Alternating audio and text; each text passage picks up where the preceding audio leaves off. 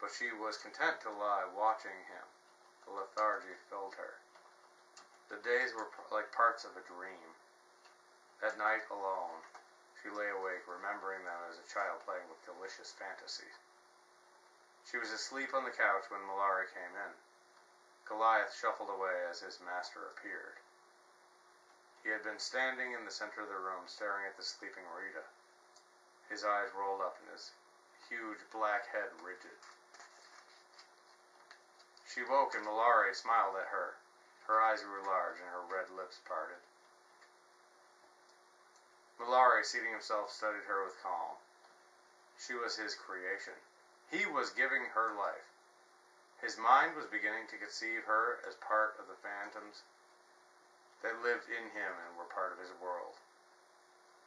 This illusion diverted him, his objective sense fast vanishing. He was gradually perceiving her as a tangible outline of his own hallucinations. She was no longer the childish-minded gypsy girl he had found with the caravan. She was a fantasy of Mallare. There was no body to her but the body of his curious thoughts. A silent and adoring image of his brain stared back at him from the vermilion couch. This pleased him. His madness has translated her into his inner world. At moments, a gleam of doubt disturbed his illusion. As he talked, a consciousness of her eyes would tangle his words. Her eyes would become two dark intruders, and he would rise and walk away. I must be careful, he would mutter nervously. Away from her, the illusion would leave him, and his thoughts would consider lucidly the situation it had created. My madness plays with a dangerous toy, he pondered. She is a woman and her eyes are filled with desire. Perhaps she has not even understood the things I've told her. I must be careful, however, not to betray my illusions with this lingering sanity.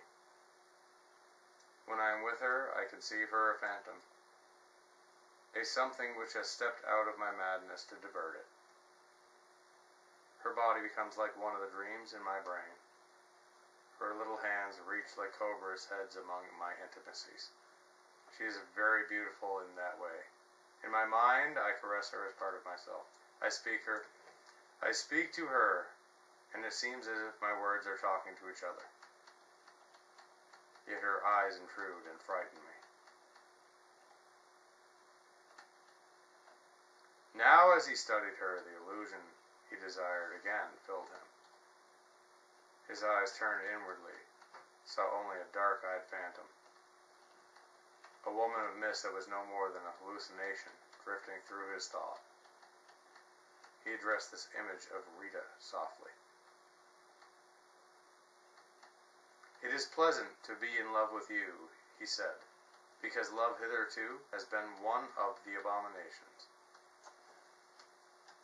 In the world I have destroyed, love existed. It was the foul paradox of egoism. Man, feeling suddenly the torment of his incompleteness, embraced woman. He was inspired by the mania to transform his desires into possessions.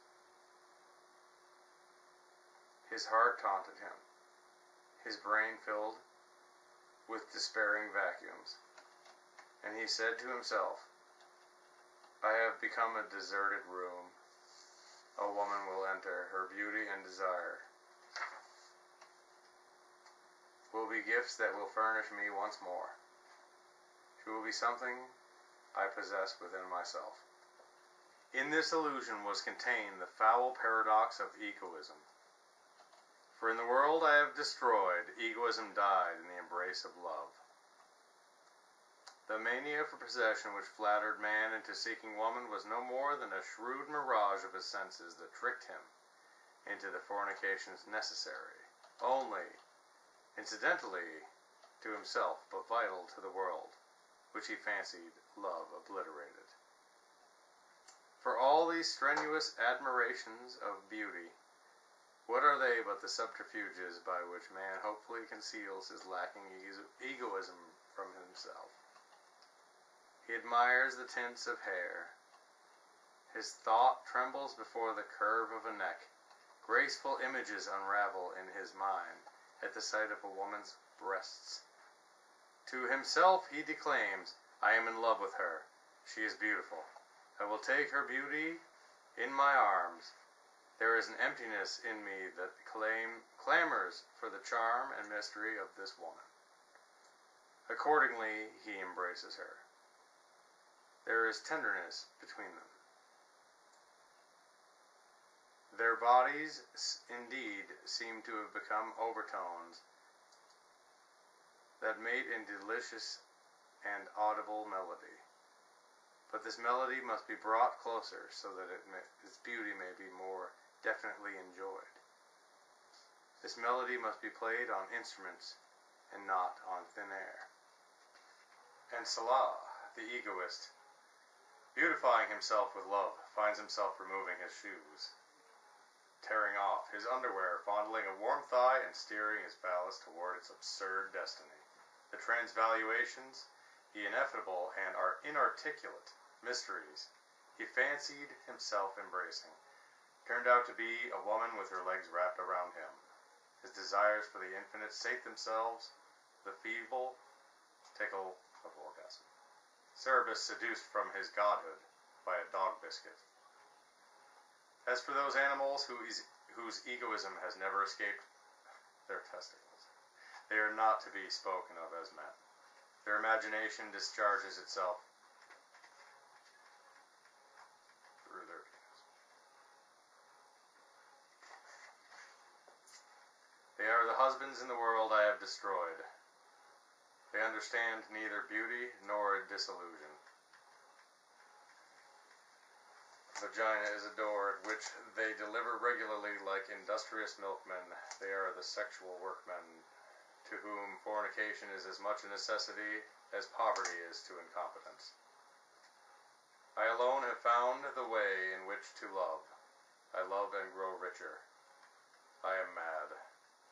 Yet how admirable my madness is. My eyes and my senses are enslaved by a radiant phantom. As I talk, your outlines grow luminous. Your eyes become like conquered Satans. They crawl inside my brain like amorous spiders. Your lips are libretto of a dream. Your breasts are little blind faces raised in prayer. Your body flutters like a rich curtain before the door of enchantments. I look within. Thus I possess you and my senses without leaving themselves. Enter the infinity of my mind. Mallare's eyes closed. He remained rigid in his chair. A murmur that Rita could no longer hear came from his lips, as if voices were speaking out of a depth. Rita, Rita, they said. See eyes prowling like golden tigers. Cobra hands playing over my soul. Mine. I walk with you through gardens, deeper and endless. The murmur ended. Rita, watching from the couch, lay trembling. Warm tongue spoke within her body. Her breasts tightened until they felt impaled on their own nipples. Her child's mind was alive with impulses driving her like slow whips. She would crawl shivering to his feet. Her breasts would press their pain against his knees. Desire, like an impossible anger, filled her. She closed her eyes and felt herself moving from the couch. She would lie at his feet. Her hands reached out. Mallare regarded her blankly for a moment. A wildness slowly filled his eyes. He sprang up. Goliath, crouching in a corner of the dim room, watched his master raise the velveted figure in his hands and fling it with a cry against the wall. "Fool!" he shouted. "Intruder!"